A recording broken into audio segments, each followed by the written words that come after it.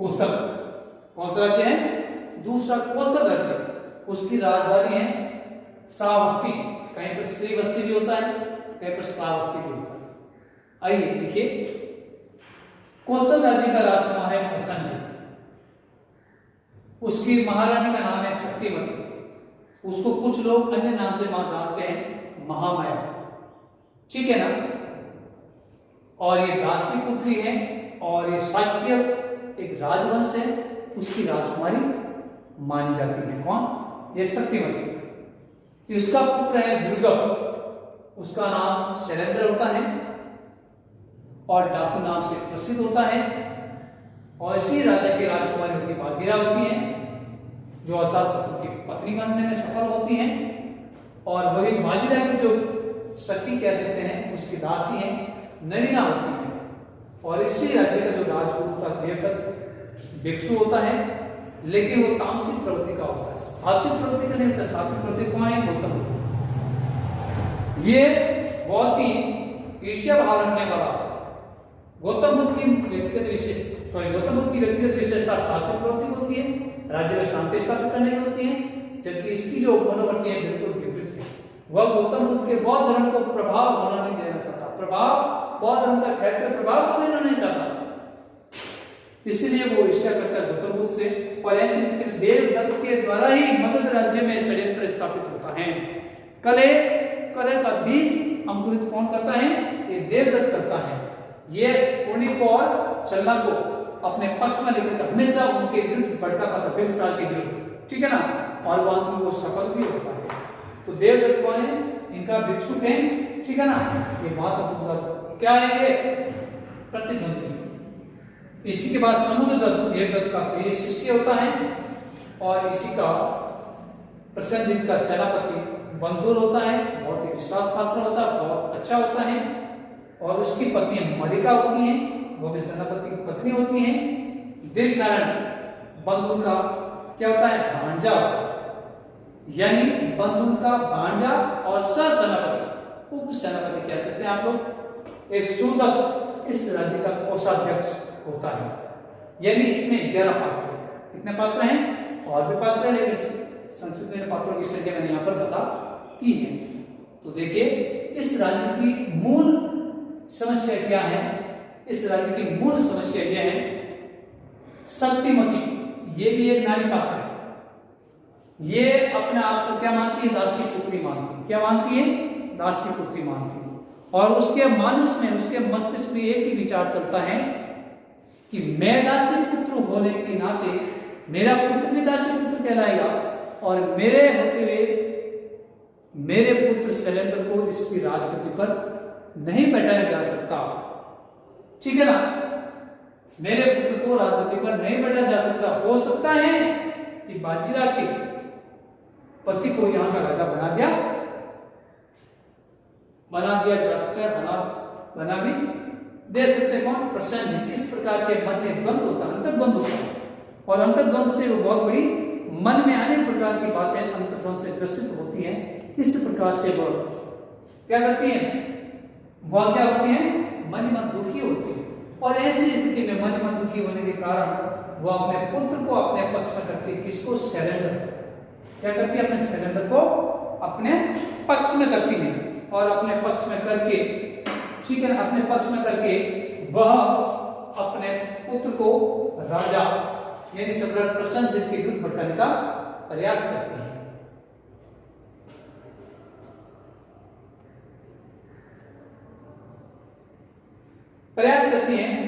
तो क्या होता है? आगे ध्यान दीजिए। प्रसेनजित का जो पुत्र है विरुद्धक, जो प्रारंभिक नाम तो उसका क्या होता है बेटा? विरुद्धक होता है। क्या होता है? विरुद्धक। ठीक है ना?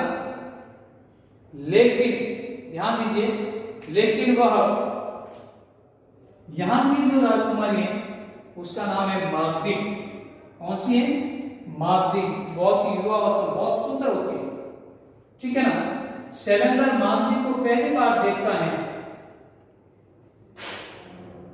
देखता है तो वो उस पर मोहित हो जाता है।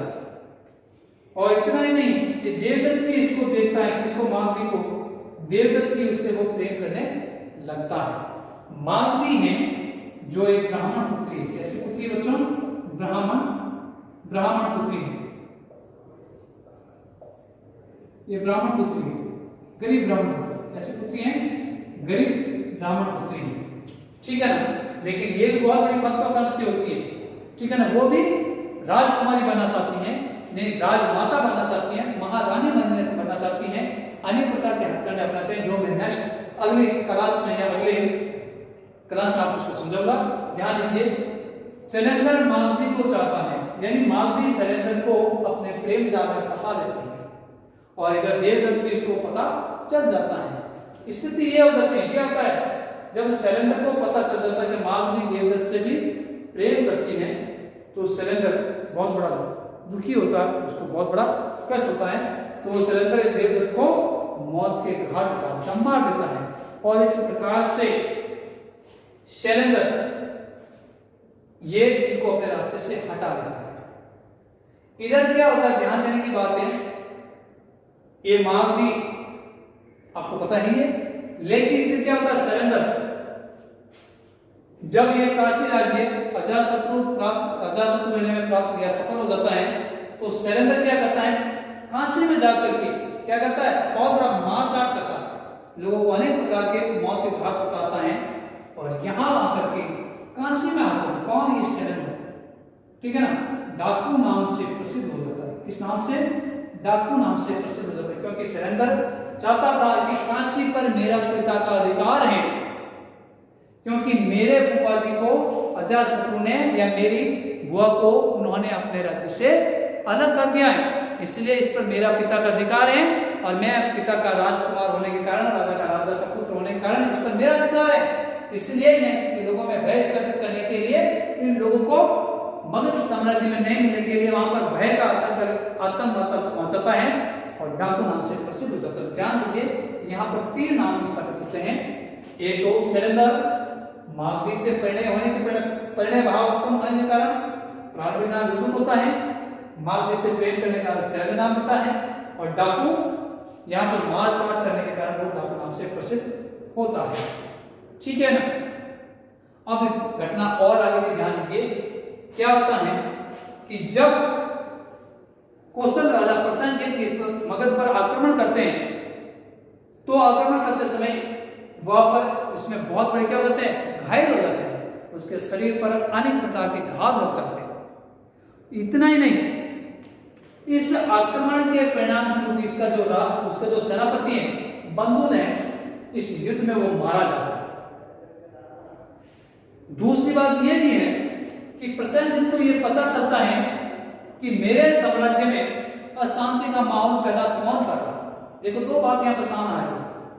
उनको पता चलता है कि मेरे अलावा मेरे राज्य में कौन शक्ति बहुत बड़ा ताकतवर, उसको पता चलता है कि मेरे अलावा मेरा सेनापति है। उसके मन में यह हो रहा है कि मेरे पुत्र को या मेरी पत्नी को मेरे विरुद्ध भड़काने का कार्य कौन कर रहा है, बंधुक कर रहा है, मेरा सेनापति कर रहा है। इसलिए वो षड्यंत्र के माध्यम से इस बंधुक को षड्यंत्र में मरवा देता है, ठीक है ना। लेकिन इतना ही नहीं, वो स्वयं इस पर आक्रमण करता है मगध साम्राज्य पर। मगध साम्राज्य के सैनिकों द्वारा इस पर इतना वार किया जाता है कि वो घायल हो जाता है और घायल अवस्था में वापस अपने राज्य में आता है। तो ऐसी स्थिति में आने के परिणाम स्वरूप इस राज्य की जो सेनापति की जो पत्नी है मलिका, अपने सम्राट का क्या करती है, वो उपचार करती है, उसके भरे हुए घावों पर पट्टी लगाती है, मरहम पट्टी लगाती है और अपने सम्राट को स्वस्थ करने में सफल होती है। और इस प्रकार से मलिका द्वारा किए गए व्यवहार से प्रसेनजीत को बहुत बड़ा आत्मग्लानि होती है कि मेरे हाथ से बहुत बड़ा बुरा कृत्य हो गया है। ये ऐसी पत्नी हो ही नहीं सकती जिसके पति को मैंने मरवाया और फिर भी ये मुझे माफ कर रही है। तो ऐसी स्थिति में क्या करती हैं प्रसेनजीत, ध्यान दीजिए, प्रसेनजीत, और ये ध्यान देने की बात है, मैंने आपको पहले बताया प्रसेनजीत क्या करता है, प्रसेनजीत और इसी प्रकार से इनका जो सारिपुत्र है, ये दोनों मिलकर के सारिपुत्र, प्रसेनजीत और ये मलिका, तीनों मिलकर के किसके पास, गौतम बुद्ध के पास जाकर के इसके सामने क्षमा याचना मांगते हैं कहते हैं मुझसे बहुत बड़ी भूल हो गई है। और बंधु की जो पत्नी है मलिका उनको क्या करती है, क्षमा कर देती है। उसने भी जब उसके घाव मरपट्टी करती तो उसने भी वो उसको माफ कर देती है। वो कहती है कि मेरे अगर उसके जगह मैं भी होती तो मैं भी मेरे राज्य के लिए हमेशा प्राण न्यौछावर कर देती। और ऐसी स्थिति में मेरे पति ने बहुत अच्छा कार्य किया, देश के लिए शहीद हुए, और उनकी मेरे वीर पति की जो पति है उनकी मैं पत्नी हूं, और पत्नी होने के नाते तो मेरा भी दायित्व है कि जिसका मैं नमक खाती हूं उसके नमक का कर्तव्य अदा करना चाहिए। इस प्रकार से मेरा कर्तव्य कि सम्राट की रक्षा करना मेरा दायित्व है, चाहे सम्राट मेरे जीवन में चाहे मुझे नुकसान भी क्यों ना पहुंचाए। इस प्रकार से ऐसे बोल के माध्यम से, ऐसे कथोपकथन के माध्यम से सम्राट का हृदय परिवर्तन करता है, सम्राट का आत्मग्लानि होती है और उसको वो उससे माफी मांगते हैं, ठीक है ना। और अंत में क्या होता है, सम्राट को बहुत बड़ा दुख होता है और इसी प्रकार से सम्राट भी अपने आत्मज्ञान से ग्रसित होते हैं। और अंत में ये सत्यवती अनेक प्रकार के षड्यंत्र रच करके षड्यंत्र प्रारंभ करके अपने पुत्र शैलेंद्र को यहाँ का राजकुमार बनाने में क्या होती है, वो सफल हो जाती है, राज गद्दी दिलाने में बहुत ही सफल हो जाती है। और इस प्रकार से यहाँ पर जो दो पात्र हैं, मुख्य रूप से जो मुख्य पात्र हमारे सामने उपस्थित होता है यह मलिका, बहुत अच्छा त्याग है, और त्याग होने के साथ ही अपने सम्राट शैलेंद्र को अपने राजा का राजकुमार मानने में वो भी स्वीकार करती हैं।